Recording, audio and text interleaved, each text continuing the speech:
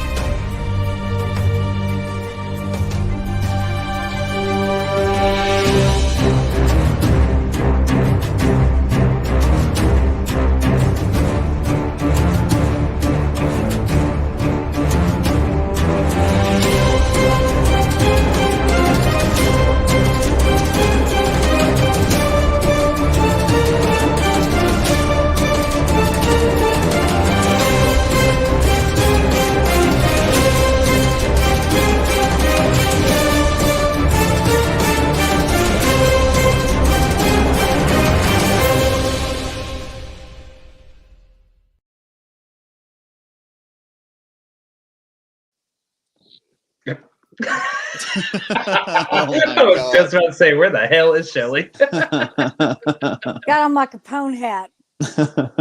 Didn't he wear Gotcha. one of those flat billed brimmed hats at some point? We'll put over that bald head. I just felt left out. Y'all always got a hat on. See, I'll be cool. I'll turn it around backwards like y'all do. Oh, now I look French. Ooh la la. I was going to say, No, now you look French. Yeah. Sorry. I couldn't resist. You know, I got to throw something in on you guys. Keep it interesting. Go ahead and introduce. Well, welcome to Everything Vaguely Paranormal. I am Ryan. This is Shelly, and this is Blake. Well, I forget this is mirrored sometimes. They know the one with the tits is Shelly. You It's know all who good. we are. This is Shelly, and this is Blake, and today we're actually going to be talking about Al Capone and the St. Valentine's Day Massacre. Now, I know we're a day late. We do it every Tuesday. Valentine's Day was yesterday. Hope you had a good time with your Valentine, whoever they may have been. Did y'all have a good Valentine's Day? John, I didn't do nothing. I did not a daggum thing. We don't celebrate that here. Well, yeah. I mean, me and my pizza celebrated. I ended up Frenching a pizza for a while. I had a nice steak dinner for Valentine's Day, I must say. It was pretty good. Prepared by me, myself, and I. No. Oh, somebody. Oh, snap. Shelly. You don't know me, Ryan. Well, It's I all hope good. it was I got a steak dinner. Yeah. It's all good. Well, There you go. Yeah. There you go. There you go. Now, Valentine's Day is a day that is synonymous with love and being with someone that you care about. Hallmark. But it's also what? I said Hallmark. Yes, the corporately funded greeting card company holiday. But it's it's all about being with someone you care about, but it's also famous for another reason, and that's what we're going to get into today. We're going to talk about Al Capone and his role in the St. Valentine's Day Massacre and what exactly happened that day. Oh, can we do a quick little update? Can I interrupt you before you get started? Sure. For anyone who was watching us live the other night, my necklace still has not shown up. Just if you wanted to know, if my necklace has been found, it still has not been found. Nope. So there you go. I've already had people asking me about it. I figured I'd just say it right here. And if you don't know what I'm talking about, go watch our live Dual Estes Method on the Facebook page, and you can see what I'm talking about. But no, my necklace is gone. Still do not have it on. So it's this one here. Her and I have the same. Well, me, her, and Ryan have the same one. The three of us have the exact same necklace that I gave to all of us when we started the podcast, and mine is gone. Yep. So, and hello to Jordan, who stopped Blake and said, "Yes, Thank you, Jordan, for stopping and handshaking and telling me that you follow us and following what we were doing. I appreciate that. Yes, really thank cool. you. If you guys see us and you want to say hi and or Absolutely. maybe a content suggestion, something you want to hear us talk to, tell us. Now, if you got something bad to say, keep that shit to yourself. We ain't gonna listen to anyone else. Now, I live in the big city, so y'all might get stopped a bit more than I will, but if you see me out and about on the streets of Austin, please come say hello. So Al Capone and Valentine's Day. Yes, and and see, today is actually the best day to talk about that because usually after Valentine's Day is all lovey-dovey. The next day you're at each other's throats fighting again, like Valentine's Day never happened. So this is actually a good day to talk about the Valentine's Day massacre because that's what you kind of want to do after Valentine's. Like it's like, damn, you were so nice last night. Why are you such an asshole today? You know? Exactly. Yeah. I mean, yeah, you want to massacre your loved one by the end. You're just like, all right, cool. So to get this story started, we got to go all the way back to 1893. And we got to go all the way back to Italy. Al Capone's mom and dad, they meet and they come over to New York in 1893. And they move to Brooklyn and they have 8 kids. So he's from a big family. Ooh. And his mom and dad started off real hard working class, living in the naval yards down in Brooklyn. And his dad was a barber and his mom was a seamstress. And they have Al in January of he is born in January 17th, 1899. Words are hard today, y'all. Sorry. You've had a busy day. It's okay. Yes. So they live in Brooklyn and end up moving up to a nice part of Brooklyn by the time Al is 11, and he starts hanging out with different people. Now, you have to remember. We're moving on up into. Sorry, I was like, what are you doing? It just came into my head. So now you have to remember what the climate was like for immigrants at this time. They were kind of on their own. They were really not wanted in the United States by some of the people who lived here, unfortunately, even though we all know that the United States is great because of these people who came over and helped build the country that we enjoy today. You know, food, culture, everything. We are a melting pot, and this is where all these people came into the United States. And by the way, all you Caucasians, you ain't from here either. So get over it. You honky ass came over on the Mayflower. So, unless you are 100% Native American, you ain't from here. Absolutely. Absolutely. And so the climate where they were living was kind of violent because there were a lot of street gangs running around. And Al will not be, he will actually come to being a member of some of these street gangs while he's running around when he's a kid in New York City. So he goes along. He starts off very nice. He's a good kid. His parents love him. His mom and dad are very respectable. But Capone always had a disdain for authority. He hated authority, absolutely hated it. He wanted to make his own way. He didn't like to be told what to do. And he actually ends up getting kicked out of the 6th grade because he had to repeat it twice. And he'd been playing hooky. He didn't want to go to school. And one day this teacher gets pissed at him and hits him for insolence. So he punched her back. And little badass 6th grader. Son of yeah. Okay, now wait. Can I ask, where is he in the kid line? Is he like in the middle? Is he older? Is he one of the? Is he the baby? Is he? He is a middle child, if I'm not mistaken. Oh yeah, those middle kids got issues. Yeah, I believe he's a middle child, if I'm not mistaken. I will verify. Middle kids got issues. They got issues. I will totally verify. So little badass Al, yeah. Yeah, he's a little badass. He gets kicked out of school, and he's like, you know what? I'm not going back. So he doesn't. And he actually ends up starts working several odd jobs in the neighborhoods in Brooklyn. He actually he was a candy store clerk. He was a pin boy at a bowling alley. He was a laborer at a munitions factory, and he was actually a cutter at a bookbindery. And he's doing all these little odd jobs, but at the same time, he's getting involved in like little petty crimes and running all this stuff, all these errands for like these local gangsters in the area. He was actually a member of the infamous 5 Points gang. If you've ever seen Gangs of New York, you know who the 5 Points gang is. And they'd fight the Bowery Boys. They'd fight all. So he was getting into fights. He was getting into all kinds of scuffles, and he was just a little badass kid running around when he was a kid. Okay, wait, but from the 6th grade, he just quit. He just quit 6th grade on. Never went back to school. Damn. Just running around. There weren't those truancy laws where they throw the No. parents in jail at that point, No. were there? If a kid didn't go to Not back school. then. Just running around being mean. But everyone says, though, that he was actually a decent guy, but we know different. I think that he had two sides to himself where I think he wanted to be a good guy, but I think in the line of work that he was in, he had to not be a good guy. Exactly. So he was fiercely loyal to the people who were loyal to him, and he actually helped take care of a lot of people who were loyal to him. And we'll see that a little bit later on down the line. But while he's doing this and while he's running around, being a little badass. A hoodlum. Yeah, he's being a little hoodlum. He meets a man who would be his mentor and the guy who brings him in to the big leagues as far as crime goes. He meets a man named Johnny Torrio, and Johnny Torrio is a infamous gangster. He was very That's dapper. a good looking man too. So I like them old, you guys. I like them Yeah. old. I like them old. You like More them old wrinkles, with more money. Old with money, and I can learn to love you for a little while, honey.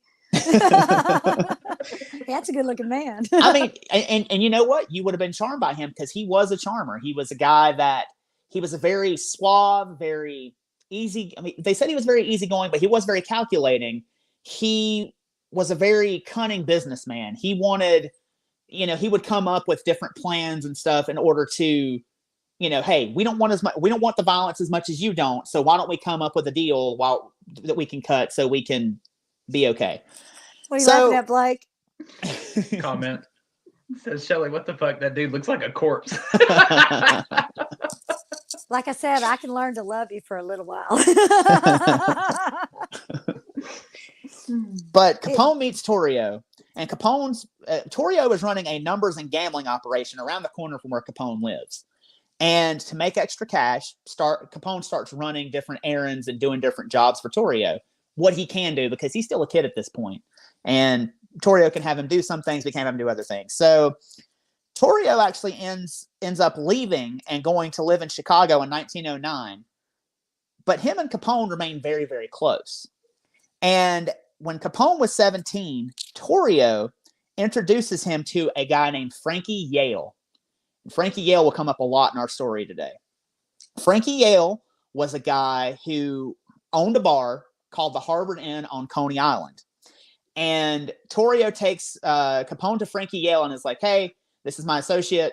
Could you give him a job? And Frankie Yale's like, absolutely. So Frankie Yale puts him to work as a bartender and a bouncer. And Capone begins working at this bar. And this is where Capone gets his infamous nickname, Scarface. And Capone hates this nickname. Yeah. It follows him the rest of his life. He'd whip anybody's ass that called him that. Absolutely.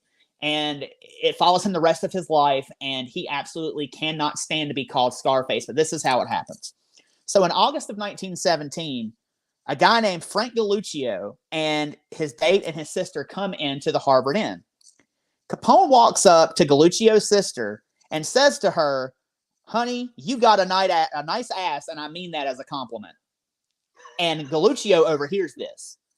And he comes up to Al Capone and he's like, hey, you need to apologize. I heard what you said to my sister. And Capone goes, dude, fuck off. I was joking. Leave me alone. And Galluccio pulls out a knife and slashes Capone across the face 3 times. Capone goes down and is bleeding profusely. He's holding the side of his face. He has to go to the hospital. Galluccio runs out of the Harvard Inn and into the night. He knows he has fucked up. He knows, like, this is I have really screwed up here. And Capone actually has to go to the hospital, and he gets 80 stitches in the side of his face and gets permanent scarring. Damn. And people began calling him Scarface after that, and he just hates it, and he will hate it till the day that he dies.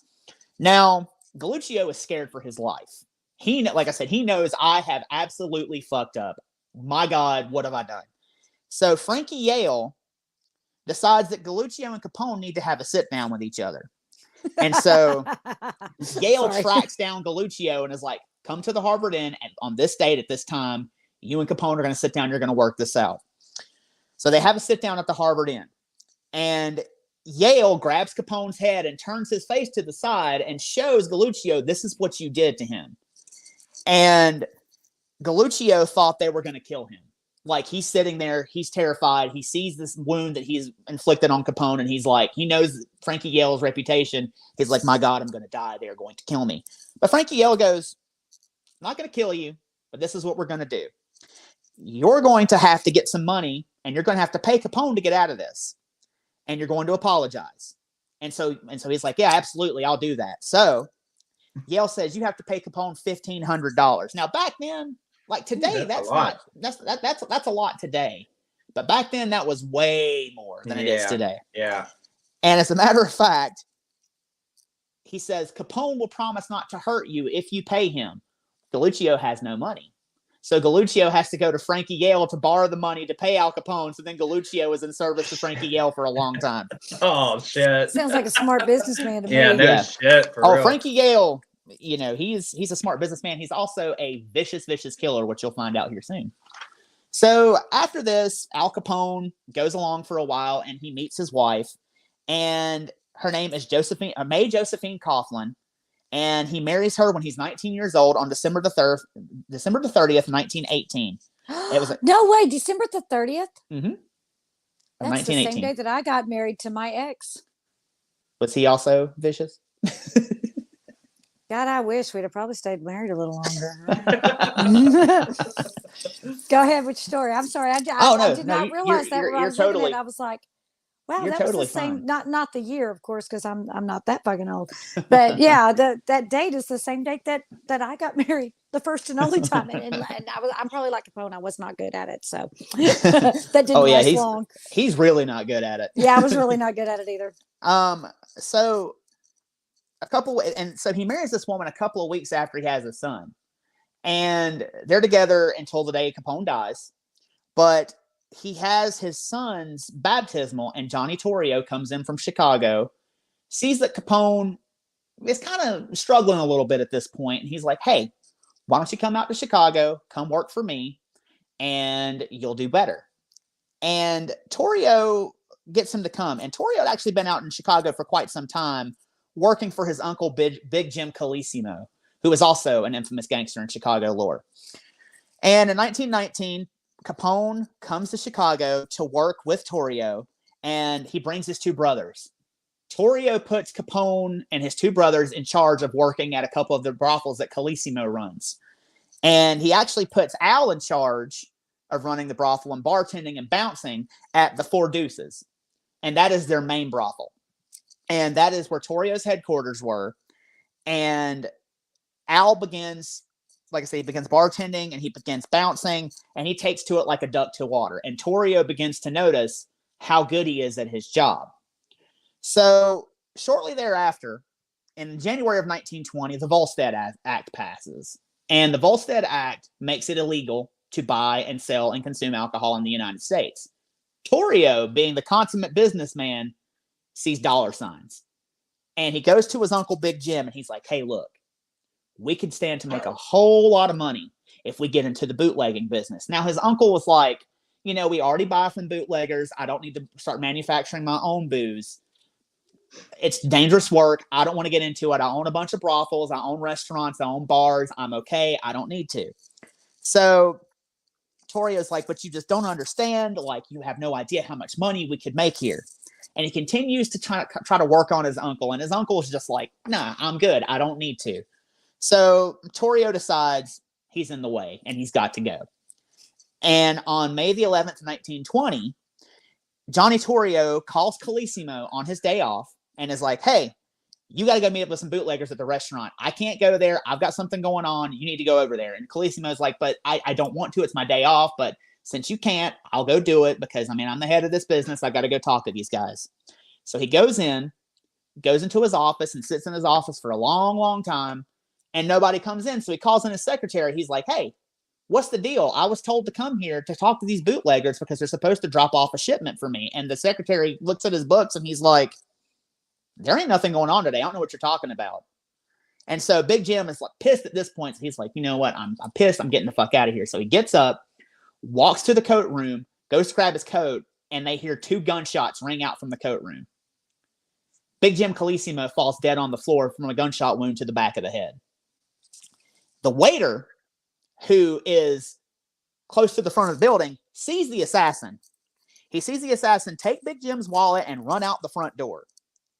Come to find out, Torrio and Capone had conspired with Frankie Yale. They got Frankie Yale to come in from New York to commit the crime and shoot Big Jim Calissimo so Johnny Torrio could take over the business. Now the waiter put a hit on him. Son of a bitch. Took him out. all because somebody decided, you gotta go. You gotta go. There's too much money to be made. You got to get the hell out of here. Well, and Prohibition, you got to remember. So Prohibition has started, and Prohibition really kind of only got passed because the la-di-da people in society they were going to have their booze either way. But you think about it, that was mainly targeted in the Irish and in the Catholic and in the that in those areas. That's where they thought that it was out of control. So we need to do Prohibition because if we stop them drinking, then they will become good citizens and be like us. Bullshit. Didn't work. And then the people who were upper society, they took great delight. They made these bootleggers rich. Can't speak tonight, but that's okay. They made them rich because they were the ones paying the exorbitant amount for the alcohol to come. Oh, come to our party. We have. Come on. Something interesting, and this I just happen to know this. When you wanted alcohol and you would go into a restaurant, and they would say, would you like ginger ale? Or they would say, would you like some sort of innocuous drink, right? And you'd be like, yeah. Well, they say, would you like imported or would you like regular? If you said imported meant it had alcohol in it. Oh, that's a cool little fact. Yeah. I know that. And that's kind of like at that Christmas party I went to. They said, like, would you like Christmas punch or would you like Christmas cheer? I said, I feel a little cheerful. So the waiter who sees this happen, I positively identifies Frankie Yale as the one that I saw. Frankie Yale, he's the one that did it. But when he goes to trial, I didn't see nothing. So Johnny Torrio he remembers. Proof he remembers. I don't remember. Nope. Johnny Torrio and Frankie Yale go on trial for this, but they're never convicted because none of the witnesses show up. They're just like, yeah, I wouldn't either. Dude just whacked his Hell no. Somebody just decided one day he had to go, just woke up because decided that because the sky was blue. Hell no, I wouldn't show up. And it was his own uncle too. I mean, that's ruthless. That's the other part. Your own uncle, you just I'm tired of it. He's gotta go. Absolutely. So Torrio steps into the role that Big Jim Calissimo had, and Al Capone becomes his right-hand man. And Capone, with the increase of payment to him and all kinds of money coming in, he moves his whole damn family to Chicago. His dad ended up dying of a heart attack, and he was like, well, y'all are too far away for me to take care of, so move to Chicago. And he buys a house for the whole family at 7244 South Prairie Avenue in Chicago. Now, he knows what kind of business he's getting into. So he makes this place a virtual fortress. He puts iron bars on the windows and reinforces the garage with metal plates to make sure that if there's like a car explosion or if anybody tries to get to his family, they're going to be safe. And he, like I said, he goes from bartending. He becomes Torrio's right-hand man. And also, after he moves his family to Chicago, he begins dressing very nicely and dressing in the classic way you think Al Capone dresses. Now, it doesn't really come across in the pictures because they're all black and white of Capone, but he dressed in a lot of like yellows and a lot of like really like bright colors. Blues. Light blues suits. And yellows. Yeah. All kinds of stuff. I mean, they look dark, but he didn't really care for the dark suits all that much. He liked to dress like extravagantly. And this is how he gets a nickname that he would come to love, and he would love when people called him this. So over Scarface, you would gain favor with Capone if you called him Snorky. And Snorky, yes. So Snorky is a that sounds like a dirty sexual move. You don't want to do more than once. What happened? Motherfucker gave me a Snorky. We ain't doing that no more. Well, I mean, it does. It totally does. It sounds. I'm sorry. I think we broke Blake. I think we broke him. I was not prepared for you to say a sentence involving the word snorky. I was not prepared for that tonight. It's like a snorky. Oh my God! Wow. I think All you have right. to pay extra for a snorky with a hooker, don't you? I'm pretty sure you do. I think you do. Yeah. Okay. That's about $50 Ryan, I'm extra. gonna call you Snorky from now on.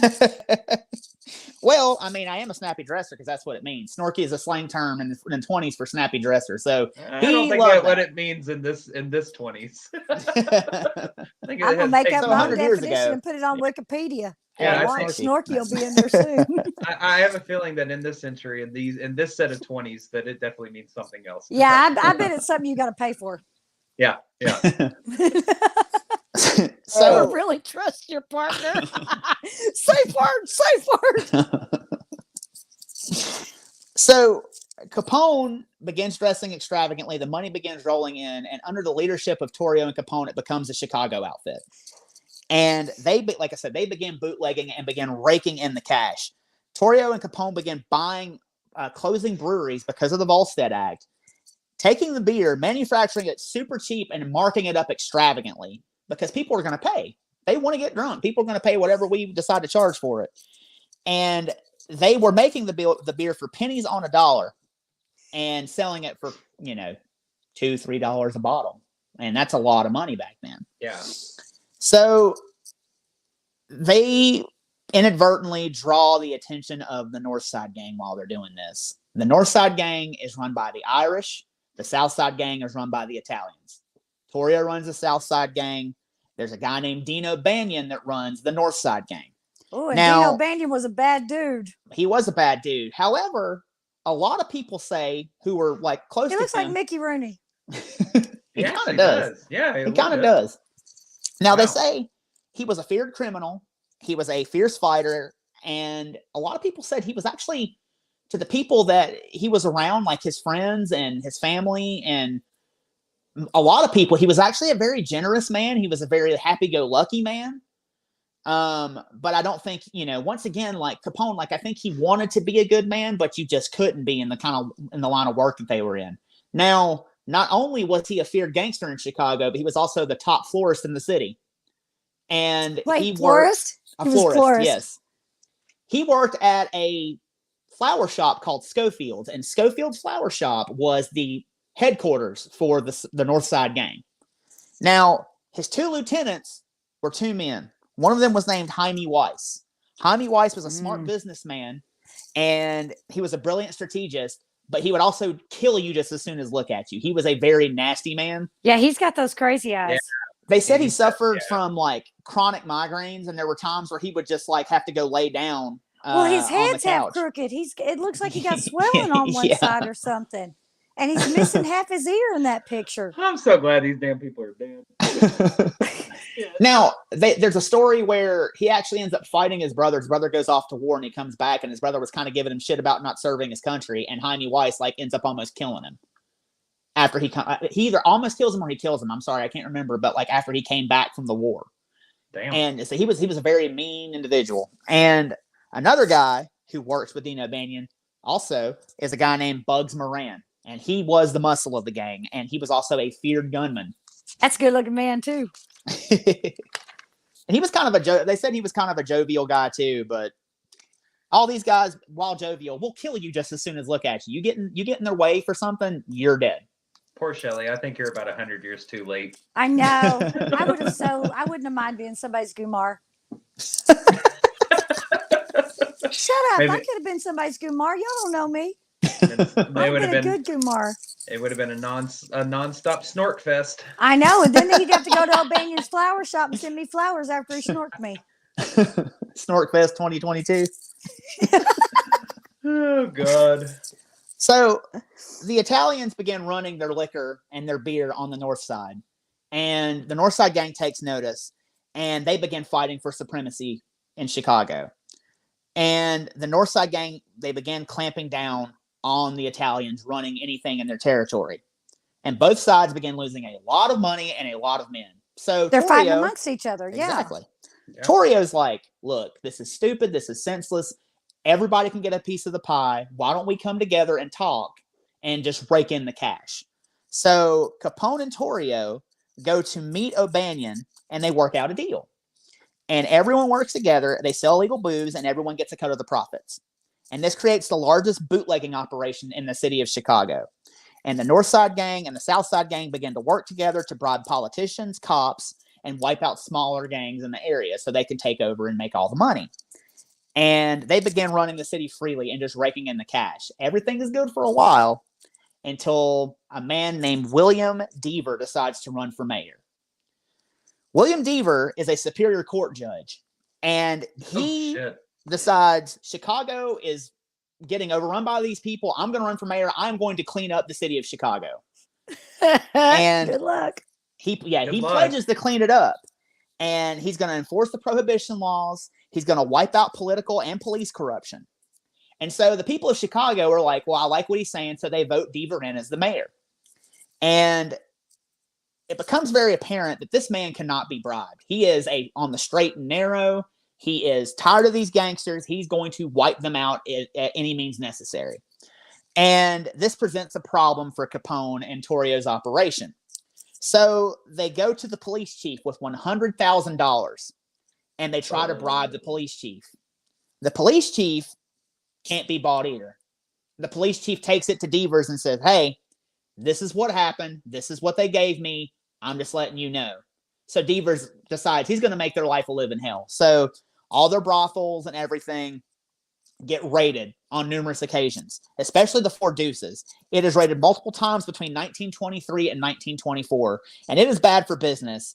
And they are so tired of the cops breathing down their necks. They're like, what are we going to do? We have to figure something out. Yeah, they're trying to get in there and pay for snorks, and they're getting caught with their underwear down every 3 seconds.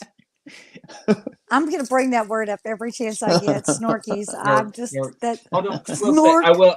I will say. Snork. Sorry. I had to go there.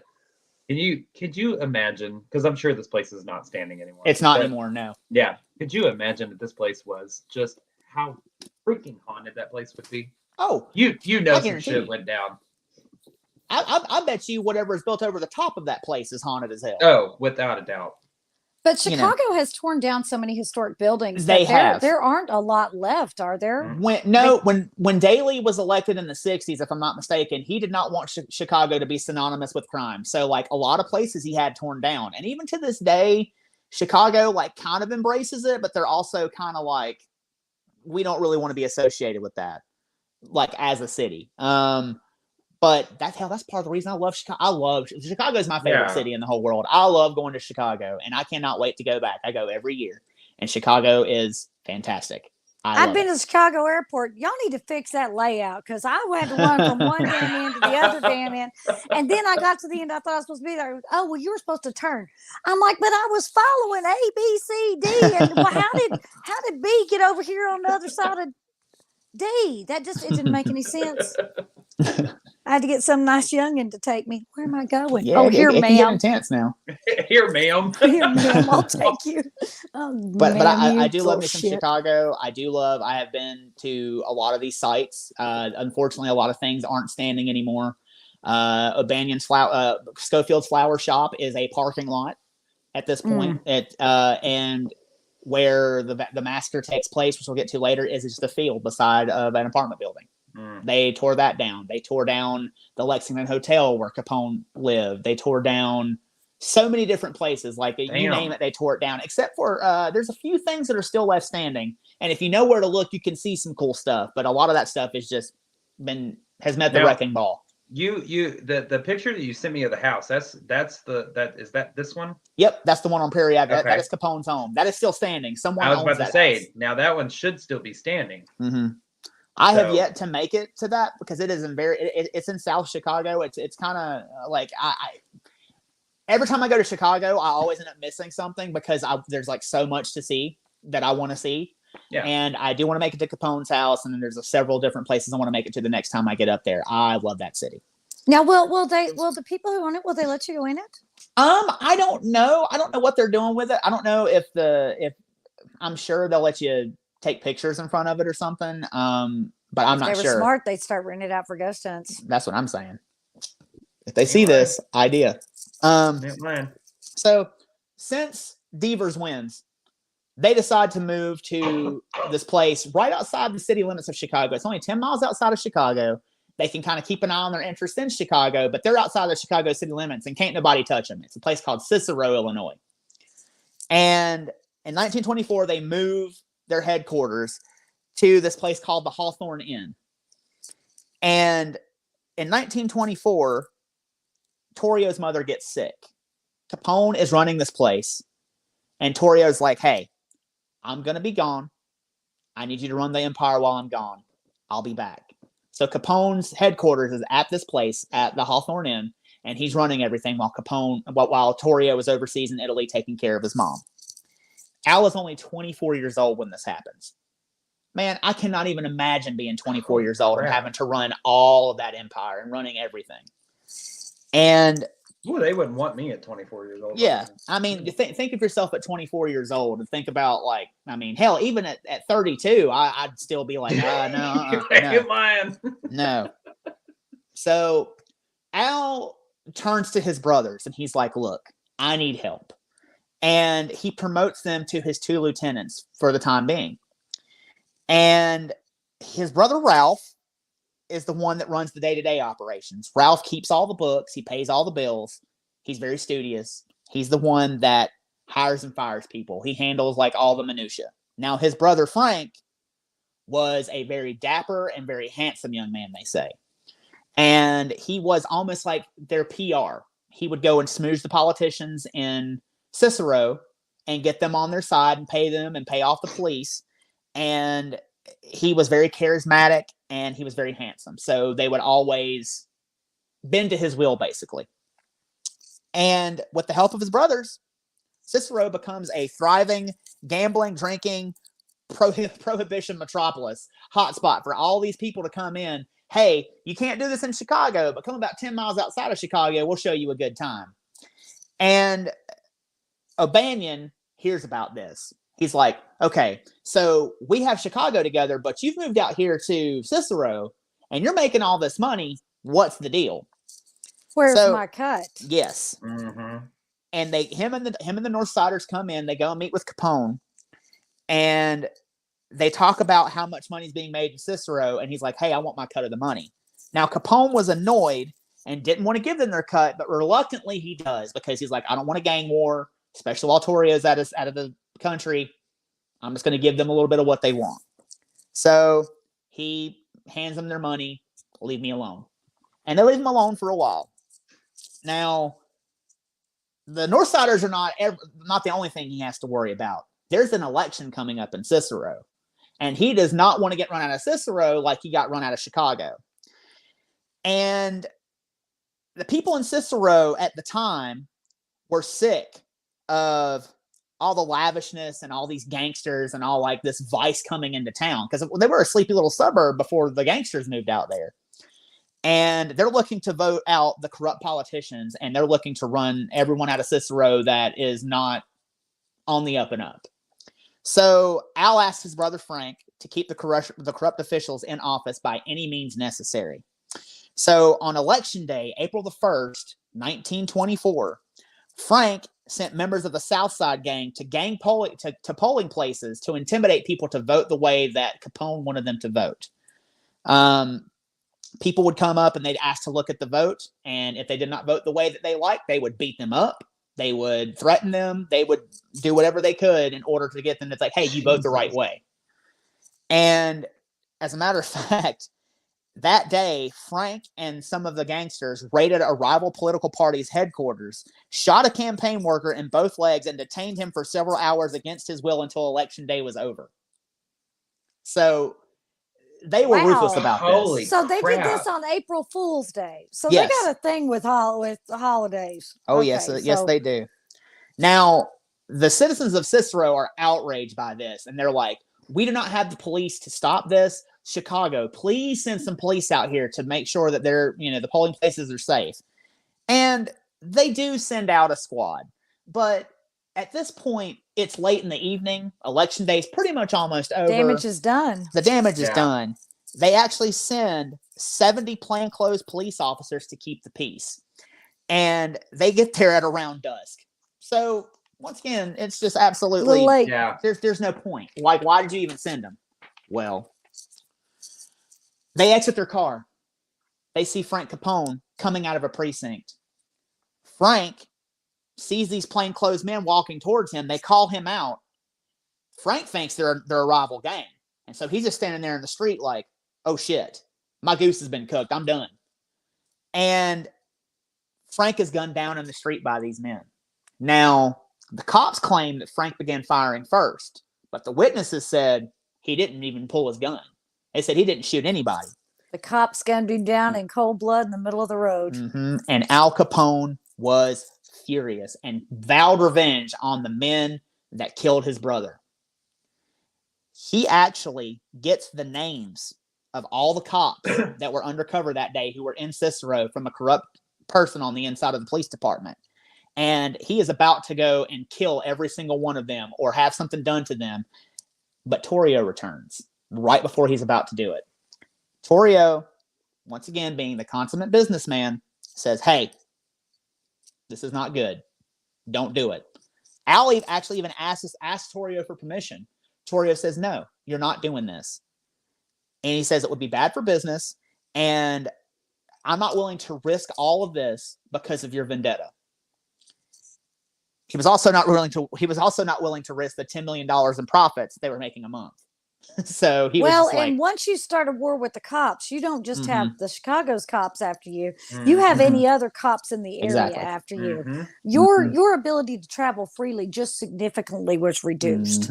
Absolutely. Yeah. You know, that's the one thing you don't want to do. And like Torrio, I don't think he gets credit enough for being a smart, because he was very smart, very calculating. Like he is, I mean, if he went into a legit business, he'd be like the CEO of a Fortune 500 company because of the way he thought about things and the way he reacted to things. But, you know, yes, there wasn't... that was the whole thing. He didn't react.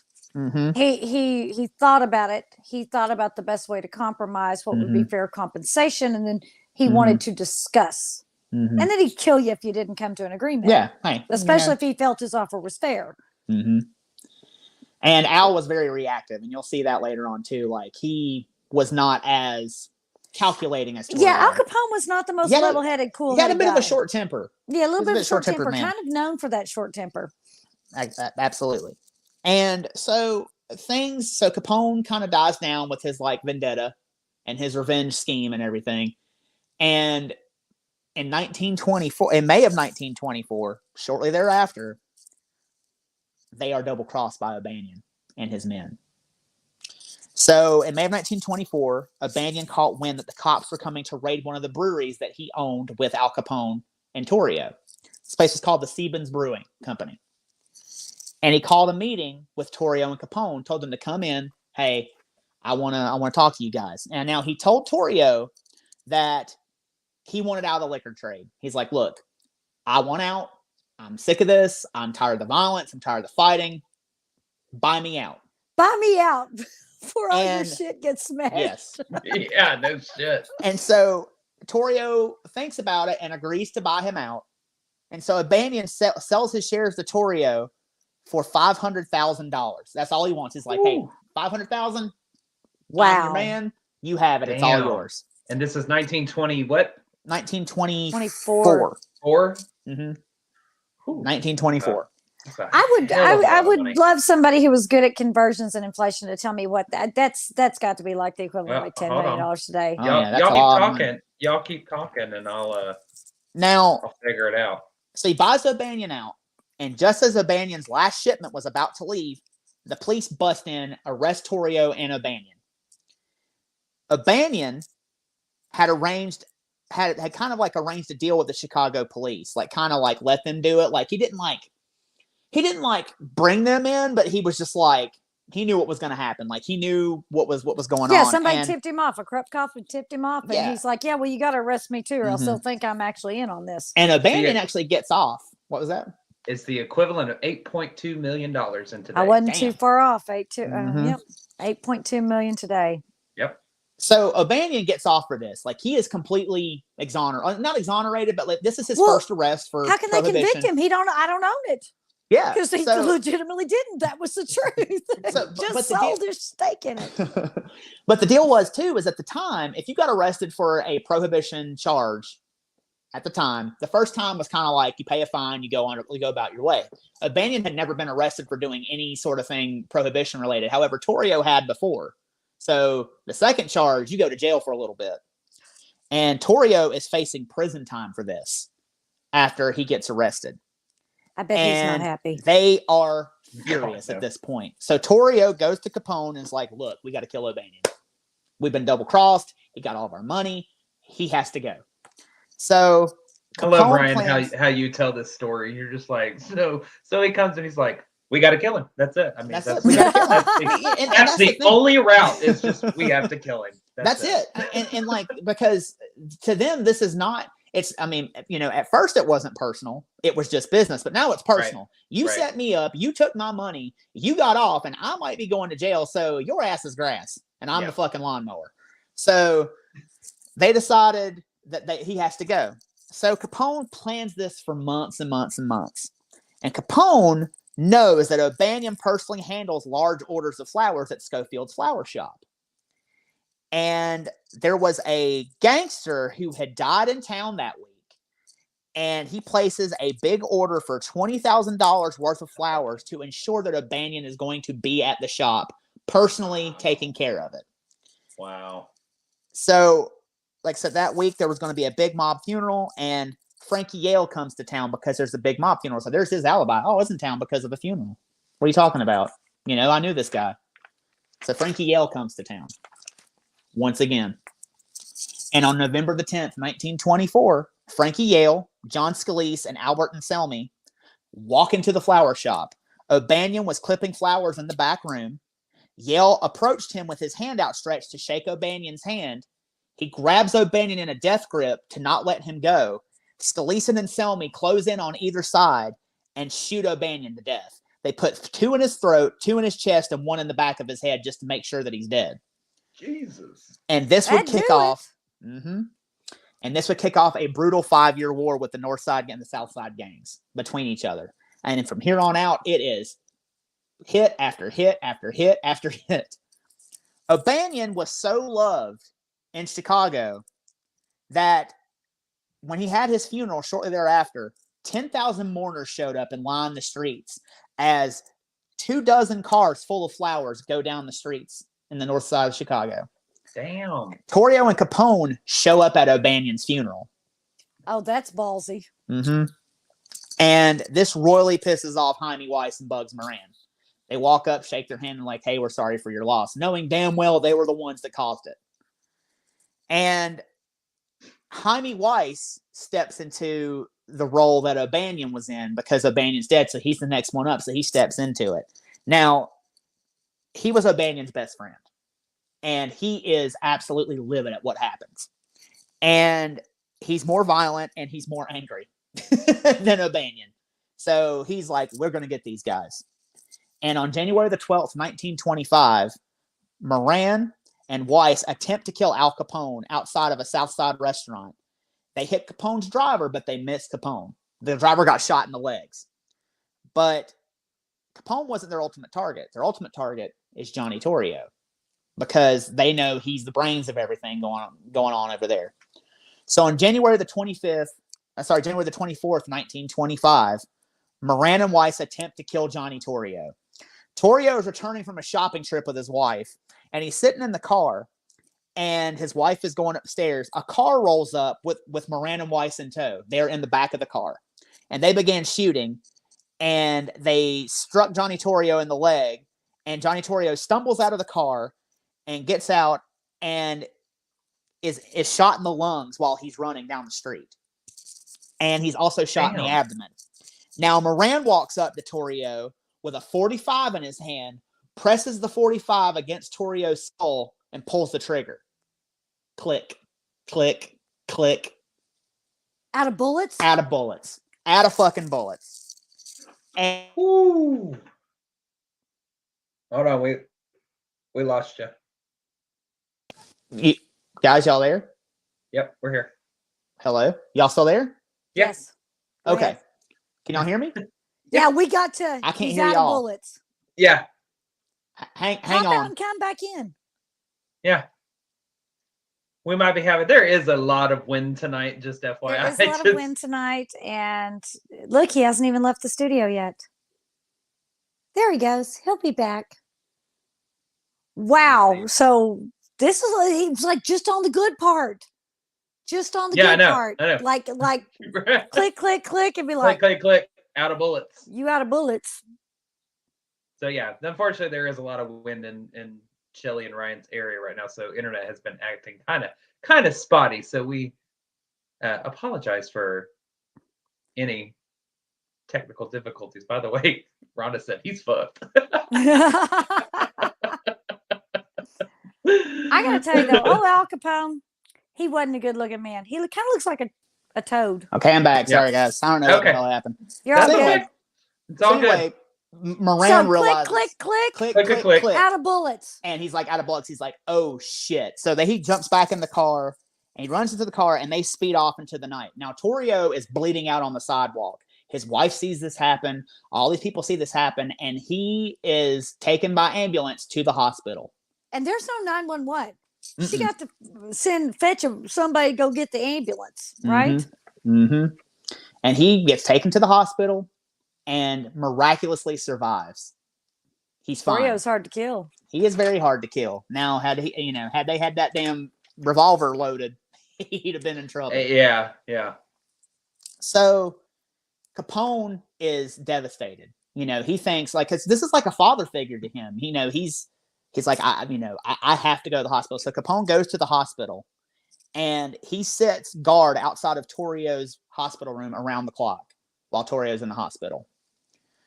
And Torrio actually ends up fully recovering and has to do a 9-month prison stint for the Seaburn's Brewery raid where he got arrested with Dino Banyan.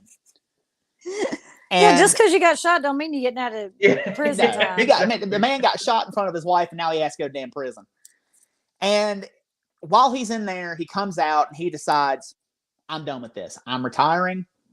I'm moving to Italy. I'm moving to Europe. I'm going to travel around. Al, this is yours. Gives it all over to Al Capone in late 1925. Capone at this point is only 26 then. So Capone takes over the criminal empire when he is 26 years old. And now he is the boss. So with Torrio being gone, Capone ends up bringing in a couple other guys, starts bringing a couple other guys up to help him out. He brings in Frank Nitti, who manages all the finances, and he's very smart, but he's also very violent. Don't fuck with Nitti. But Nitti is very, he's more the brains. He brings in Paul Ricca, who is a top strategist. Paul Ricca steps into the role that Frank Capone had, where he's very cunning. The PR guy. Very good PR, smooth talker. And he's actually also a very violent man. He comes to the U.S., reinvents himself as this smooth, suave guy.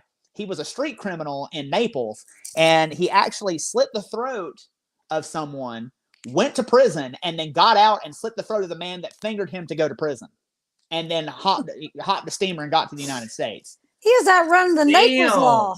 Yeah. Wow. So he's also very ruthless. And Tony Accardo becomes the bodyguard. And he is extremely violent, and he's known for killing people with a baseball bat. He actually had the name Joey Batters, the nickname, because he would just beat the shit out of people with a baseball bat. That was his favorite thing to do. Jesus. So Capone is running the business for a while after Torrio goes to Italy. Everything's going good. Capone's just doing his own thing. But on September the 20th, 1926, Capone is eating he's eating lunch with one of his bodyguards at the Hawthorne Inn. And a motorcade of 10 cars pulls up outside. He's sitting with his back up against the wall, looking out the window because, as the boss, you never sit with your back towards the door because you're going to get hit from behind. Yeah, you always sit where you can see the door, and you always sit near an exit. Yep. The North Side gangsters riddle the Hawthorne Inn with bullets. They say over 2,000 machine gun rounds were shot into the Hawthorne that day. Wow. His bodyguard grabs Capone, pulls him to the ground, jumps over the top of him, and covers him while they're getting shot at. Capone comes out unscathed. However, there are some civilians who were just eating lunch there who got hurt. A woman and her son were actually injured by some of the glass that came through the window. I think like some of the glass went into her eyes and she was going to be blind. Capone paid for her medical care and to keep her from going blind, and paid for her son to make sure they were okay. So he does have a soft side, but he's also Al Capone. So, and Capone decides he's going to strike back. He's like, they came here, they tried to kill me, we got to kill them. So Capone sends his men to kill Jaime Weiss. Now, this is a pretty intricate hit. I ain't going to lie to you. So this is kind of interesting.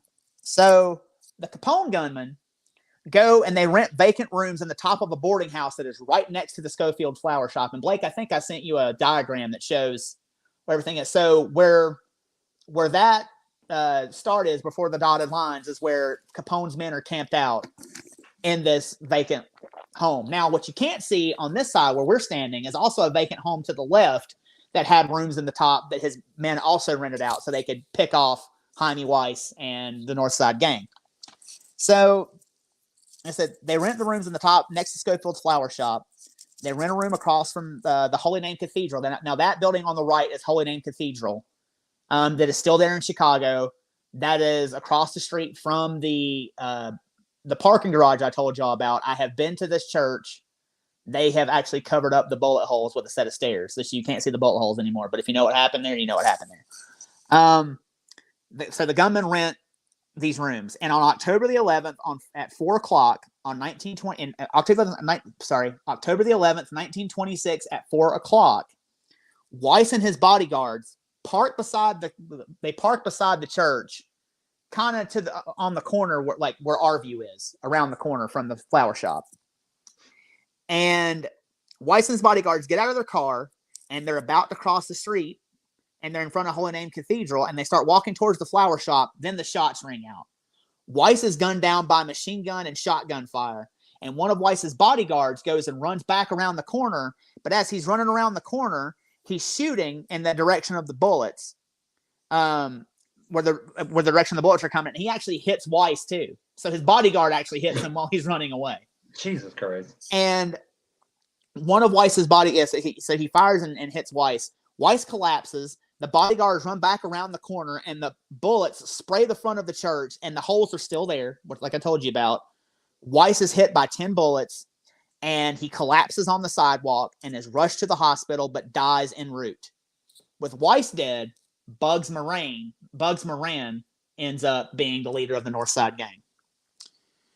So there's two enemies of Capone out of the way.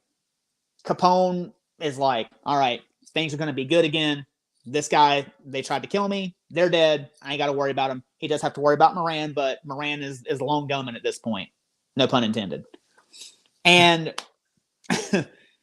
they're actually still sitting in Cicero, but in 1927, there is a big election coming up in Chicago. And Devers has failed to do what he claimed he was going to do. He is kind of disgraced. He's not done anything to cull any of the violence. Chicago is just as bad as ever. So Big Bill Thompson is a guy who runs for mayor, and he is very mob friendly, and he replaces Devers. And Thompson was backed by Capone. So Capone goes, we've been out here in Cicero long enough. We can move back into Chicago. And he does. Capone actually ends up setting up shop on the top 2 floors of the most prestigious hotel in Chicago, the Lexington at the time. Now, this is the place where all these celebrities would come in, like state officials, diplomats. This was like the cream of the crop as far as hotels go. And Capone, a gangster, a crime lord, is living in the top 2 and running his organization out of the top 2 floors. Wow. He brazenly invites the press to come in and check out his space. And he openly is flaunting his wealth and disregard for the law. And he actually starts doing like interviews for Cosmo and becomes a celebrity at this point, like a national celebrity. He's been a celebrity in Chicago for a while, but like people are starting to pay attention who Capone is. Now, he always liked the press. He liked to be flashy. He liked to be seen. He liked to be known. Absolutely. He ate it up. You know, it was like, you know, honey to a bee. He just couldn't resist it. He just kept on coming for it. He actually invites the New York Yankees to come back and check out his digs when they're in town. And life is good for Capone. He's back in Chicago. He's back on top. He's doing his thing. He develops a bad coke habit. And he is sleeping with lots of women, and lots of money are coming in. Things are going great until Bugs Moran decides to strike back at Capone and the Southside Gang. So Capone had a friend and a bodyguard whose name was Machine Gun Jack McGurn. Now, McGurn was actually from Italy. And I know what you're thinking. The last name McGurn does not sound very Italian. No. But when he came over to the U.S., he actually fought as a boxer for a while and used McGurn because he thought Irish boxers got better bookings. So he changes his name to Jack McGurn. And he's, like I say, he's a Capone associate. He is a hitman for Capone, and he's also a bodyguard for Capone. And on March the 7th, 1928, at the McCormick Inn, he is speaking with the manager, and he's having a meeting with the owner. He excuses himself, and he's like, "Hey guys, like I'll be right back." And he goes to the phone booth to go make a phone call.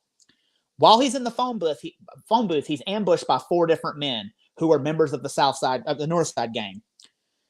And 2 of these men were the favorite gunmen of the North Side Gang. They were named the Gusenberg brothers.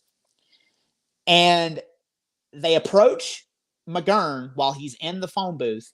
They have a Tommy gun and pistols, and they just litter this phone booth with machine gun fire and pistol fire. Now, McGurn actually escapes with minor injuries somehow, miraculously. Like, no, people are like, he should have by all means been dead because these people watch this happen. And the cops are called. Now, McGurn is questioned by the cops, and he remarks to the cops that he would, quote, take care of the matter himself. Oh, Lord. Yes. Jesus Christ. So, of course he would. He decides he's got to start planning. And he goes to Capone. And he's like, "Hey, I'm recovered from my injuries. We got to strike while the iron is hot. We got to get these guys back." And they agreed that the Northsiders needed to go once and for all. And there had to be a big grand gesture that got rid of these Northsiders once and for all. So Al agreed real quick. And the Northsiders, that's Bugs Moran's gang. Yes. Right? Mm-hmm. So Bugs Moran's gang. They have got to go. Capone is pissed at them now.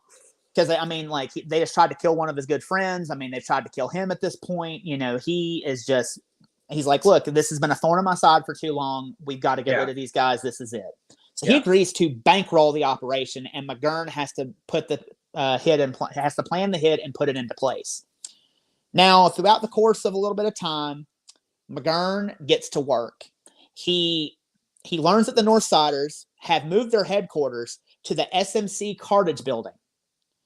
And he also learned that he had to figure out a way, so that is what the building looked like, and that is in the vacant lot that it is today. Like, it's kind of superimposed over that vacant lot where the SMC Cartage building was.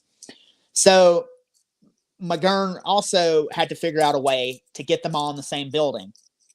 So he decides to use a big liquor shipment as the bait to get everyone together. McGurn, over time, acquires Chicago police uniforms and a Chicago police car. Now, Al decides he doesn't want, he's like, "Look, I don't want anybody to know that I did this."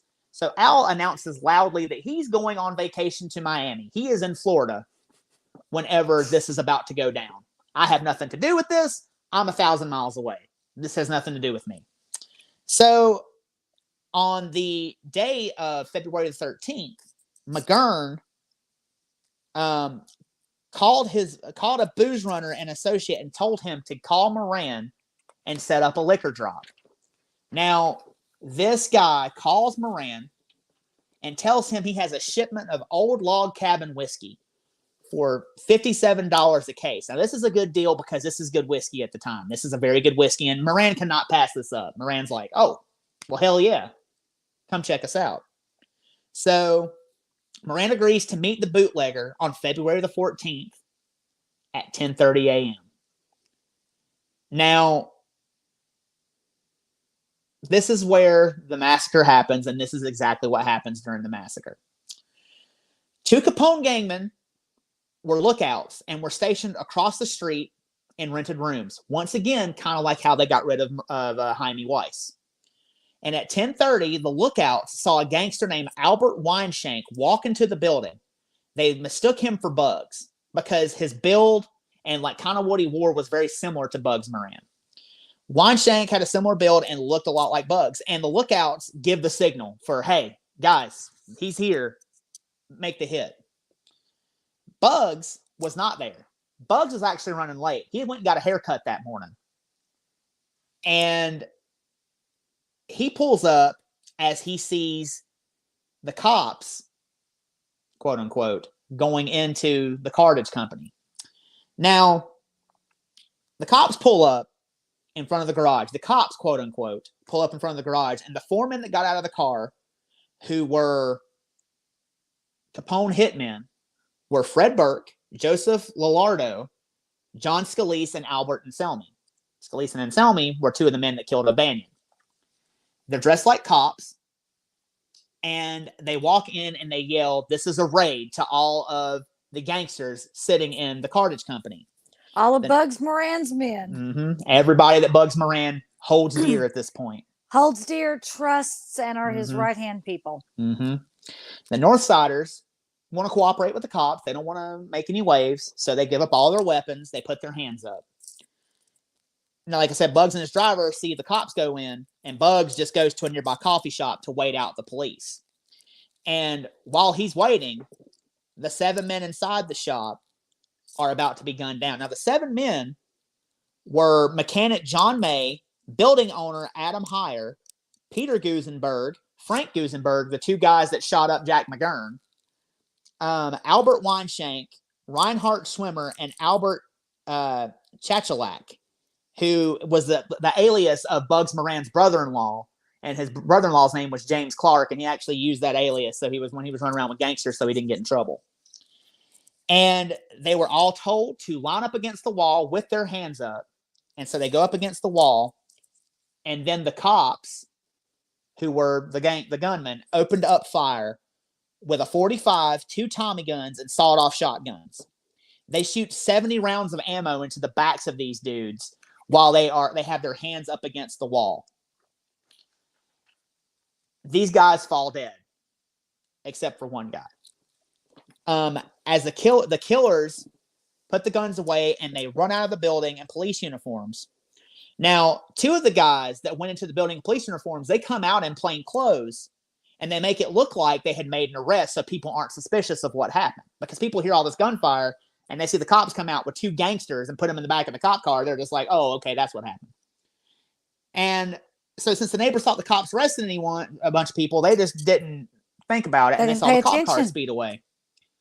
Now, there was a woman who lived in the house next door to the cartage company. And she hears a dog barking, and this dog will not quit barking. Just bark, bark, bark, bark. And so she's like, well, something bad must have gone down. So she goes down and she goes and looks into the cartage company, and she sees the grisly scene. Graphic content warning. Yes. Graphic content. And she calls the police. They call the cops, and the cops come in. These men are laying in pools of blood, and the dog that was barking was actually a German Shepherd that lived at the shop, and its name was Highball. And everyone is dead except for Frank Gusenberg. He is breathing heavy. He's choking on his own blood. He's been shot 14 times, and he will not give up who did what to him. He's not telling anybody anything. He actually dies 3 hours later in the hospital, and till his last breath, he refuses to tell the cops what happened. So I found that like some of his last words were when the cop says, "You've got to tell us who did this to you. We've got to go and catch him." And he was like, "Nothing happened to me." And he goes, "You got shot." He goes, I didn't get shot. That was what last he goes, I didn't get shot. You're like, dude, you're almost cut in half. I mean, that's how vicious and violent this was. They lined up against the wall. They are spraying them with bullets, and it's ricocheting, and it's bouncing, and it's turning. You know, any way a bullet could go, if it didn't stop at the wall, it went back through some of them. And some of these men were almost cut in half. And Frank goes, "You don't know what you're talking about. I didn't get shot. Nobody shot me." He says, "I didn't get shot. Nobody shot me." God. Because you know what? That's a guy I want to keep my secrets right there, because he wasn't no rat. Honor amongst thieves. I mean, the guy, like, absolutely, you know, those guys hated the law. They were fighting the law every single day of their life, and each other. And they did not want to give up anything that could indicate any of their fellow gangsters in anything that was going on. They're like, you know what? No, not telling you nothing. Yep. He's like, I didn't get shot. Nobody shot me.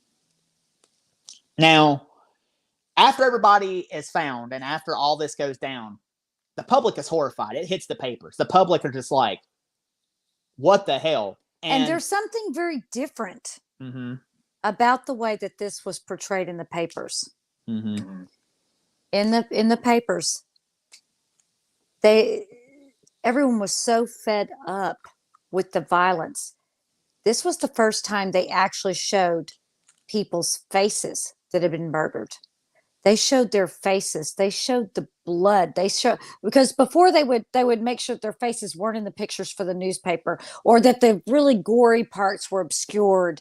But this time they showed it full blood, guts, and gore, faces and all, which just absolutely infuriated the local public. And they actually got to see what bad guys they were. Sorry, Blake, go ahead. No, you're fine. You're fine. I was trying to find the right time to not cut in, but to start a sentence. I was going to say the picture that you see right there on the newspaper clipping, again, graphic content warning here, is this one. This is what they produced in that newspaper. That is that picture. On top and again, that was one of the first times that was ever used. That kind of picture, that was one of the first times it was ever used in a newspaper, and the public was horrified. And that began to turn the public away from their love of mobsters in that moment. They finally saw how violent and brutal it was. It wasn't flashy Al Capone inviting the Yankees over.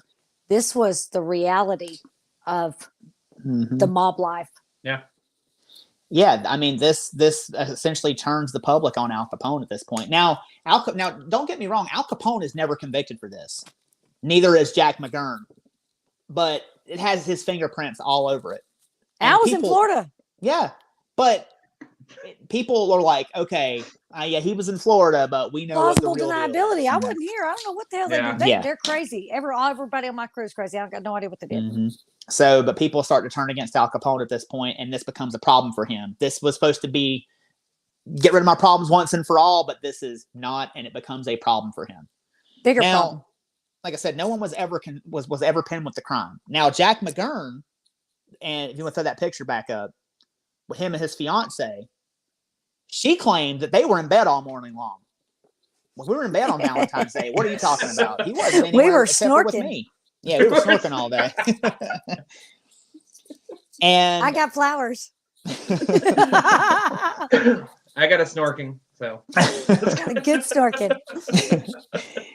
So, but this, I said, and he's never convicted, but this has Capone's fingerprints all over it. And this effectively makes Capone the victor of the Chicago gang wars. He becomes the kingpin. Like, he's it. He is the face of Chicago gang life after this is over. Now, Moran was horrified and distraught over the murders. He actually checked himself into St. Francis Hospital in Evanston, Illinois from February the 14th to the 18th because he was so upset about this. And he was safe under guard all the time. That's what I was going to say. Up in that crazy person place. Now, he says he was distraught, but I guarantee he was scared for his life. And he was just like, I'm going to go somewhere where they cannot get me. That's right. He's laying low. So he gets out, and what little lieutenants he has left, they decide to go to Windsor, Canada, and wait things out. Now, Moran continues on to Montreal, and he gets on a ship to Europe, and he's like, fuck this shit, I'm out. Wait, is Canada supposed to be super safe or something, and I'm not aware of it? I mean, there's no extradition laws or anything. I guess. I mean, at that time, I guess. I mean, at that time, that probably was. And plus, it was just like, I'm going to get as far away from this as I possibly can at this point, because if they have to cross the border to come get me, fuck y'all. I'm going over here. Well, I mean, because you think that, Chicago and Canada, they're not that. You really want to take your butt to Mexico. Be like, absolutely. Find me down here. But his lieutenants are in Windsor. He goes to Montreal and actually boards a ship to Europe. And he's like, bye. I'm not, so he goes to Europe for a little bit, and he actually wanted to go to Paris, and he goes there and waits for his nerves to settle. Now, Moran comes back eventually, and he was able to keep what little bit of control he had over what little bit of territory he still had left, but he never came after Al Capone ever again. He actually eventually left Chicago gang life behind, and he goes and does a few other little petty crimes, and actually I think tries to rob a bank and ends up dying in Leavenworth in prison in 1957 from lung cancer. So Al Capone never gets Moran, but lung cancer is what ultimately kills him. I mean, I guess you could say he got the message. I mean, yeah. I mean, obviously he's like, deuces, I'm going to Europe and then I'm coming back and I'm never back into this shit again. I mean, it's like, y'all can have it. Bye. And I read something where they talked about how broke he was at the end of his life before he went to prison. And they were like, someone he was one of the richest gangsters in Chicago at one point, multimillionaire, and just flat ass broke before he goes to prison. Wow. And dies. And things continue to roll along. Al Capone still does his thing for now. And shortly after the massacre, Anselmi and Scalise, two of the guys that helped commit the massacre, they are kind of getting tired of Al Capone's shtick and his leadership. So they began consorting and conspiring with rival mobster Joe Aiello to betray Al Capone. Capone finds out about this. He actually staged an argument with his bodyguard in front of Anselmi and Scalise, where he slapped his bodyguard and walked out of the room. And Anselmi and Scalise walked over to the bodyguard and was like, you gonna take that shit? You come with us. We're about to go do this. And so he finds out and he's like, So Capone, smart man, throws a dinner in Scalise and Anselmi's honor on May the 7th, 1929. Capone walks around the table. He's laughing it up. Everybody's eating, having a good time. He gets close to Anselmi, and he gets close to Anselmi, and he gets close to Scalise, who are sitting side by side with each other. Al produces a baseball bat and bashes their fucking skulls in. So, hasn't that scene been portrayed in several movies about Capone? Where I mean, if it's been in a mob movie, I've probably seen it, but I believe in a documentary that I watched, they recreate that, and that is. Can you imagine this fancy dinner party? You got the liquor, you got the wonderful food, you got chatting and talking, and everybody seems to be having a good time. And he walks up behind him and whap. Yep. Beats the wheels off of them. They said that he beat them almost to death, and his gunman finished the job. And not only did they do that, they stuffed their bodies in a car and left their bodies to be found on a dirt road in Indiana the next day. Sending a message: do not be disloyal to Capone. Insult to injury. Where'd they find you? Indiana. So, nobody wants to go to Indiana. Sorry, guys. Sorry, Indiana. I love you, but I want to go to Indiana. Y'all leave me alone. And do what? Whisper Estates is there. Okay, we'll go there. Okay, we'll go there. I'll give that. I want to go to Gary and kind of check out the abandoned buildings, but that's you just want to run down the street singing the songs from the Music Man. Get over yourself.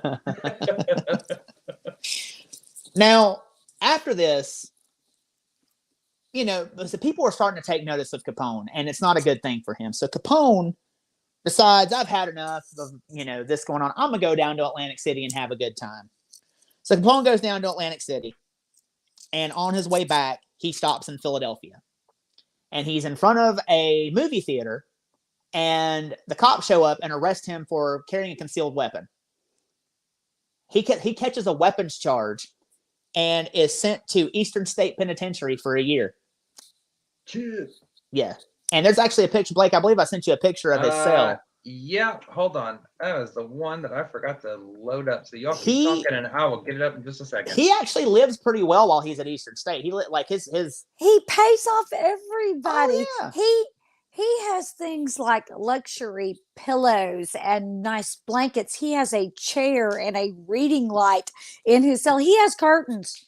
He has curtains in a jail cell. The whole point of a jail cell is they're supposed to be able to see you anytime they want to. Make sure you're not being nefarious. He has women brought in. He has nice food brought in.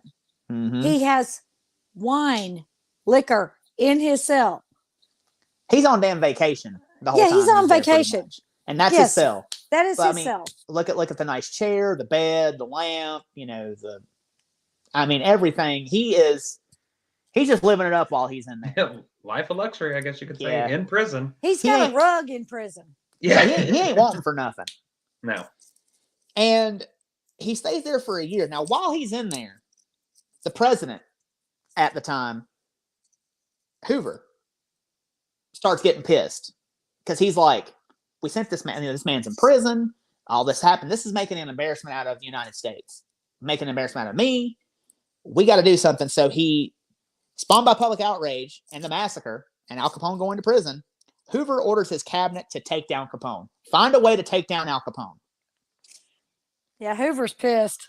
And in comes Elliot Ness, who was before the FBI, he was like the G-man. He's the G-man going to take down Capone. Now, he begins disrupting Capone's operations. He starts raiding Capone's breweries and bars. He destroys over 200,000 gallons of beer and stops Capone's trucks. And Capone tries to win him with a bribe, but he makes it clear that he will not be bought.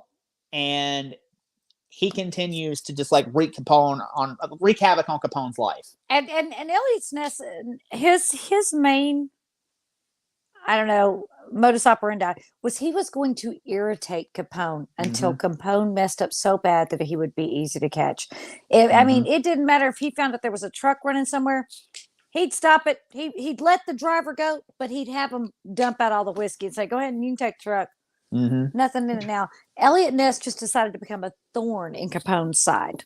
Just to mess with him. Well, Hoover said, get him. Get him and take him down. In fact, Hoover actually commissioned. You may get to that, Ryan. Oh, no, go ahead. Hoover wanted a place where all of his public enemies number one could be put. And at the moment, his public enemy number one was Al Capone. He commissioned Alcatraz, the Rock. He had that made into an inescapable prison. He had it turned into a prison specifically to hold public enemies number one. Whoever happened to be on that list. The baddest of the bad got sent to Alcatraz. And his first person he wanted there more than anybody, Al Capone. That's who he wanted there. He could taste it. He wanted him there so bad. And Capone is actually not brought down by Elliot Ness, interestingly enough. He's brought down by a tax man. This guy's name is Frank Wilson. Frank Wilson starts digging into Capone's finances. He finds thousands and thousands of dollars of untaxed income. I believe he actually found a bank account that Frank Nitti had that Capone or Nitti had used their name, and he was like, oh, well, none of this is tax. So he takes down Capone with Capone's little black tax ledger. And it's funny, you know the name Elliot Ness. You don't necessarily know the name Frank Wilson, right? Yeah. No, he's just some little bespectacled man looking through a bunch of, tax records. So you be this nice is interesting. to those nerdy friends you've got, especially those, like me. I got a taste for dork meat. I really like the dork meat dudes because they're usually the winners. Meat. I do. I have a taste for dork meat. I like those smart, nerdy dudes because you know what? They run the world and they can get you. Very true. Oh, absolutely. Hey, nerds inherit the earth. I'm telling you. I should know I am a nerd. So. And I like them. So snort me some dork meat later. Snort the dork. I'm gonna snort the dork later. We just made up a new saying. These snorking dorks later. Hey. Oh, dear God. So Capone goes to prison for tax evasion. We're still talking about Capone. Go ahead. Oh, yeah. Okay. He is, like I said, Frank Wilson takes him down. He's sent to prison for tax evasion. He's actually sent to Atlanta Federal Prison in May of 1932. And when he gets there, he's examined by a medical examiner. He is found to be carrying syphilis. He is eat up with it. Ew. He is eat up with syphilis. And, basically he got it when he was early in his career, when he was working in the whorehouses. He got syphilis from someone and did not tell his wife. He did not want to tell his wife. He could have been cured if he had just come clean and said, "Hey, I've got this," but he didn't. He absolutely just hid it from her, and probably gave it to her. And she got it too, but it was nowhere near. She was able to clear it up, but he was never able to clear it up because it had gotten to his brain at this point. And he is also found to have a deviated septum from all the cocaine he's been snorting.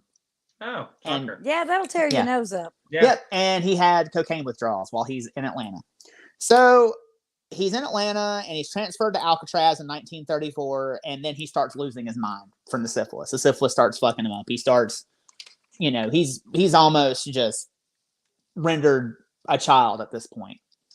And he actually spent the last year of his Alcatraz stay in the hospital the entire year. And the doctor said he was confused and dazed the whole time, didn't really know who he was or where he was at. And wow. As a matter of fact, he is so eat up with syphilis and it has gotten to his brain so bad that he actually gets released from prison on November 16th, 1939 for good behavior, which they were just like, "Hey, he's just his faculties are gone so much, you take care of him, we don't want to." And after he's released from prison, he goes to live out his last days at his home in Florida. And a doctor comes in and examines him at one point. The doctor says that Capone, when he was in Florida, had the mentality of a 12-year-old child.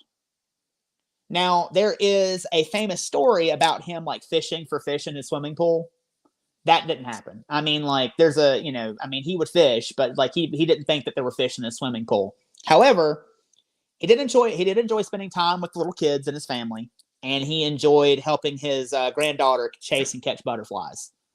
He was just kind of out there at this point. And as rich as he was when he was the leader of the Chicago outfit, he's living out his last days down in Florida.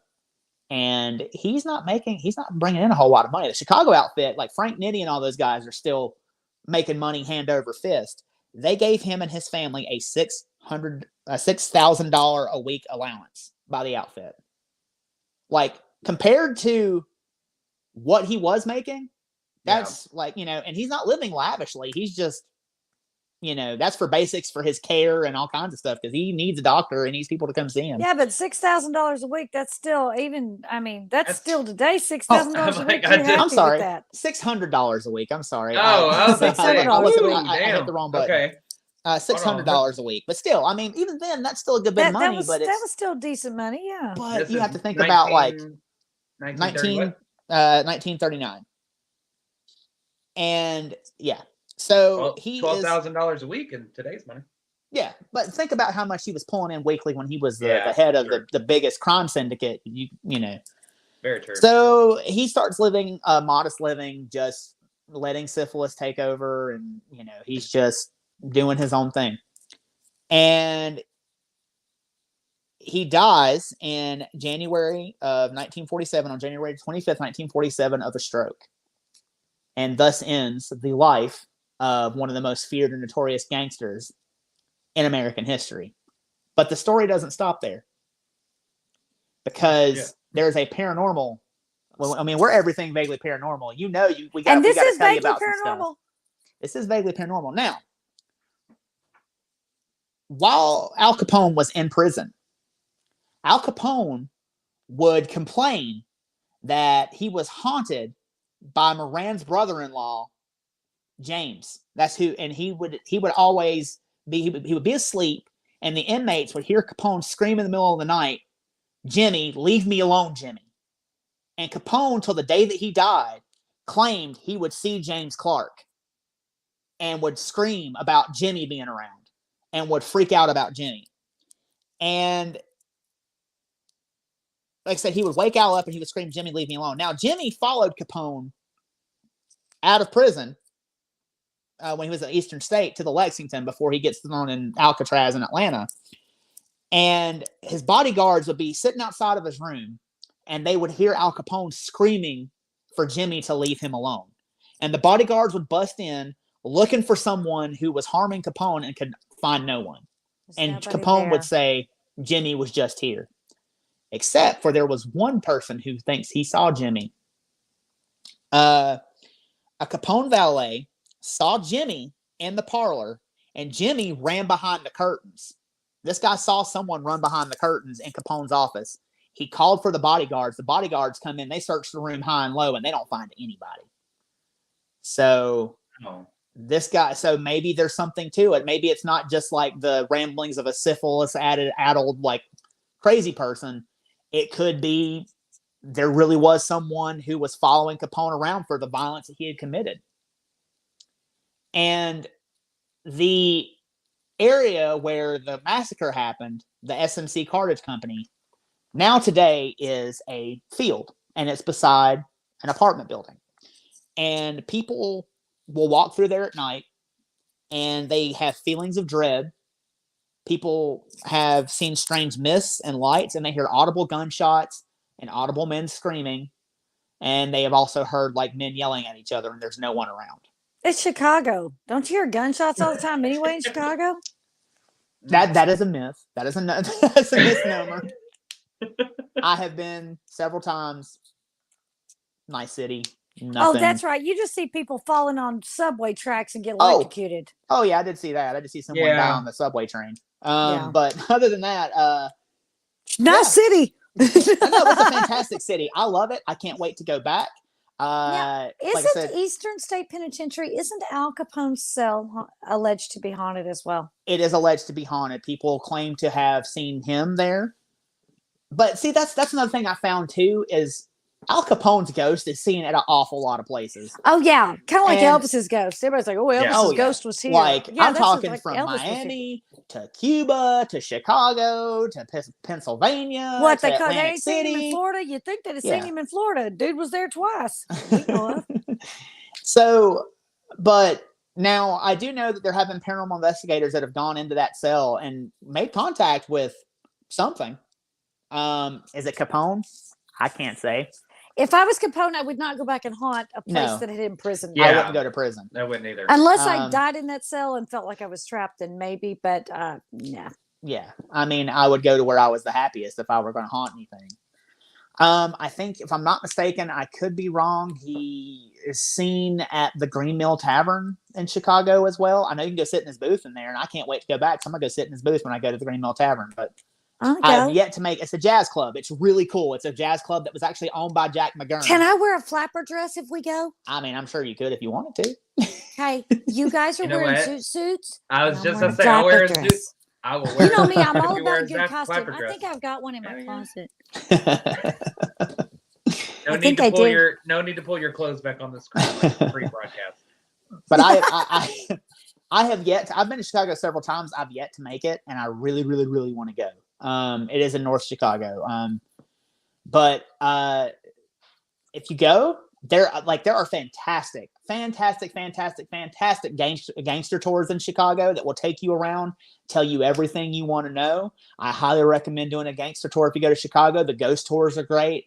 Chicago is a great city. The food is fantastic. The people are awesome. It's just a really cool city. The architecture is beautiful. Don't go in the winter. It's cold. Yeah, if it weren't so damn cold, I would live there, but it's too cold in the wintertime. It's too cold. It is literally my favorite city in the world. I love Chicago. There are places that they will take you where some of these things happen. And like I said, though, there are a lot of places that have been torn down. There are a lot of places that have been kind of covered up because when I was actually on the gangster tour the last time I was there, we drove by the church where Jaime Weiss was gunned down in front of, and they have covered up the bullet holes. They have torn down the St. Valentine's Day Massacre building. They have torn down so many things related to crime in Chicago. Now, kind of shifting focus a little bit, there is some gangster stuff still around. Like, for instance, John Dillinger the Biograph Theater, and the alley where he was gunned down is still there, and it is worth going to see. Like, I hopped several buses and trains to get over there. I was like so excited to go see that. They've actually since painted a giant mural of John Dillinger on that wall where he was in front of where he was gunned down in front of. So there are things that you can go see. You just have to kind of know where to look, and you have to have someone to tell you where to go. Yeah. There's so much. Chicago is crawling with ghosts. And I would love, if anyone is watching in Chicago and they want us to come investigate in Chicago, please invite us know, because I would love to investigate several places in Chicago, especially anything that has to do with the gangsters. And also H.H. Holmes, that was his stomping ground, the city of Chicago, Devil in the White City. Just for that, because you know me and my serial killer obsession. Oh yeah. I believe there are several places that he was associated with that are still there. Yep. But Chicago, extremely interesting history. A lot of crime history going on there. So Ryan, I have a question for you, because this actually got brought up. I'm going to ask on behalf of one of the comments Absolutely. that was asked way earlier. Do you know, since I know this is, well, Shelly, you as well, this is your world. Y'all love it. Y'all love the gangsters. Y'all love everything that. I'm enthralled by it, and I'm very interested, but y'all are like deep in the rabbit hole. We're super nerds about it. Yes. Yeah. So do y'all know, or have y'all heard of anything in today's time where stuff like this, with like maybe not the 1920s gangsters and stuff like that, but that is still happening in and around the areas of, I mean, basically, did legacies kind of carry on? Are there still structures or semblances of what was back then today? So I think that a lot, not building wise, I'm talking like gangsters and stuff like that. So a lot of that is like extreme, like it's not as like in your, I mean, it was underground back then too, but I think a lot of that is like way more underground now. I do think that there still are some families that still operate, but you know, is she asking if there's still mob around? Yeah, I think that's what the deal was. I mean, that's what the question I'm was. trying to pare it down to see. The answer is yes. Yes. Okay. There you go. New York, Philly, definitely Philly, Chicago, New Jersey, Chicago, Detroit, Vegas. Hey, you know, there's a lot of bodies out there in the desert. Like, yeah. So yeah, I mean, there are power structures. I guarantee you there are still power structures that are in place. However, I think it is way more underground at this point. Yeah. And you wouldn't know, you know, because I think they saw what happened to Capone. They saw what happened to Lucky Luciano, all the way up to John Gotti. You know, they saw, and so they do a lot of their operation more so covertly anymore. John Gotti.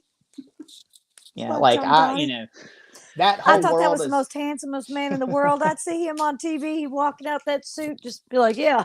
After he just got off from like his 11th, you know, murder, you know, charge.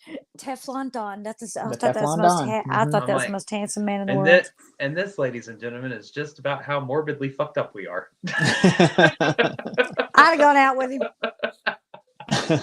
God. It's called fantasy. Very true. If you are interested in mob, like not even necessarily present day, because like there's a guy, Michael Francis. He was in the mob. He's actually since gotten out. He runs a YouTube channel where you can go listen to him talk about like his dad and like some of the stuff that they got into, and also Sammy the Bull, who was Sammy the Bull Gravano. Yes, he was. Yeah, and he was Gotti's hitman, right? Wasn't that the deal? Mm-hmm. Sure was. He has his own YouTube channel too, and he tells stories about some of the stuff. It's very, very interesting. And dude was supposed to be in witness protection and went, Mm-hmm. Come at me, bro. I mean, that he pulled a Henry Hill, because Henry is like, if you've ever seen Henry Hill did too, yeah. Mm-hmm. If you've ever seen Goodfellas, came out of witness protection too. It was like, well, his story, he went into witness protection. That's for another podcast. Yes. Yeah, we'll get into that on another podcast. So final words, Shelly, Ryan. Al Capone was a bad dude, but I still love him. He's one of my favorite historical figures. To me, I'm always so enthralled with people's infatuation with very infamous gangsters and mobsters or outlaws even or stuff like that. I mean, we're talking about obviously people who robbed and murdered and slayed other people and all that kind of stuff. But for some reason, everybody loves that era and that time, and they're so infatuated. I am too. I'm one of those people. It's the gangster thing. A dude with a sixth grade education ran a city and basically looked and was sought after by Hoover. Hoover built a special building for his ass to put him in. Yeah. That is some kind of power. I mean, mad respect. That's all I'm saying. I know they did some horrible things. I ain't saying they were good people. I'm saying the story is I'm all about respect. A good story. I think that it is a warped version of the American dream. Rags to riches, children, rags to riches. Sixth grade education. There's people are like extremely interested in anyone who can become successful like that, but also. I think as Americans, built into Americans, there's always going to be, because we grow up, our stories are about rebels. Hey, I'm a rebel. I'm going to do this. I'm going to do that. And they buck the system. And we love anything that like bucks the system that we have put in place. And I think that is also a reason why people are enthralled with it, because this guy said, you know what? Hey, government, fuck you. I'm going to do what I want, and you're not going to tell me otherwise. It puts them on like a heroic pedestal. Mm-hmm. Exactly. It really they're an anti-hero. They're like they basically screw you, and I'm going to do what I want. This is how we're going to run it. Exactly. But Americans love to stick somebody on a pedestal and then kick the pedestal out from underneath them and see if they can crawl back up. Oh, absolutely. Because what's better than a rags to riches story than a rags to riches, back to rags, and get back to riches. I mean, like, very we see it time and time again. It's all about a good story. And I just think that is ingrained in us as Americans. We want to see someone succeed who can buck the system and someone overcome the odds and do what they want, because if we could do it, we would pay the consequences for it. Yeah, that's true. And we live vicariously through that, because we can't do that. I couldn't harm someone, but they could, and that's kind of an interesting thing. Like, and then you start trying to pick apart, what made someone want to be this way? What made someone do this? And like with Capone, you see, like, he just grew up in an era of violence. It was hit after hit, tit for tat, back and forth, and it was just to protect business interests, and it was all about money. It wasn't personal, except for when it got personal. Yeah. Well, and that's just a real quick comparison, because this will be a whole nother podcast episode as well, but it's the same thing with Bonnie and Clyde. I mean, they were a product of their time, Absolutely. That's what it is. So absolutely. But anyways, well, y'all, that's Al Capone and the St. Valentine's Day Massacre. We want to thank y'all so much for joining us this week for this episode. I think we've got some people in the background on Ryan's side. So we're going to go ahead and wrap it up. But y'all, please don't forget, we are across all social media platforms, not just on Facebook, which I know a lot of y'all are following us from, but we're also on YouTube, Twitch, Twitter, Instagram, Apple. Pretty much everywhere. Everywhere you can find a podcast. Yeah, everywhere you can find a podcast. So go make sure you're following us across the board. We don't utilize just one social media channel. We utilize them all for different reasons. And also, we do have, again, going to post it out there on March the 12th, Gregg County Historical Museum. We are selling tickets for the very first Everything Vaguely Paranormal public investigation. So if you've ever wanted to join us on an investigation, please feel free to go to our Facebook page, click on the Eventbrite page, and purchase your tickets, because we are about half of them sold and we've got a month left. So, and this is a very small group. This is not a cattle call. Absolutely. That's it. Also, if you want to see what we do before the broadcast, you want to see what we do in our free time, you want to see what happens on our way to and from investigations, go and become a member on one of our Patreon accounts. If you really want to see the real crap we talk about, because on here we behave. If you really want to see how we, We're not snorking on here. Yeah, we ain't snorking on here. Snorking happens on the other one. But please go sign up, buy a tier, and be a member. And I promise you, we work really hard to give you some really good content. But please go be a Patreon member. Also, go to our Apple podcast. Go rate and review us. Rate and review us on Spotify. Like, the more you do that, the more visible we become, and the more people find out about us, and we can bring you better content. We can go to these places you guys want us to go to. We can do the things you guys want us to do. Just go check us out, rate and review us, please, please, please. Also, or leave they will have no problem locking me in Al Capone's jail cell. I guarantee you. They'll be like, "No, Shelley, they want you to go absolutely. in there." And please, please, please, if you find us, if you like us on our Facebook page, if you start following our podcast, send us a message and tell us how you found us, because we were very interested. We were talking about it the other night, and we are very interested to see how you guys heard of us. Also, share us with your friends. Yeah, share us with two friends and have them share us with two more friends. These idiots are talking about. Yeah. So, absolutely. Well, y'all, thanks so much for joining us for this week of Everything Vaguely Paranormal. I myself and Blake Smith, for my friends Shelley Pruitt and Ryan Robert. Words are hard. We love y'all. Thanks for joining us, and we will see you next Tuesday. Bye-bye. Bye, y'all. Bye, y'all.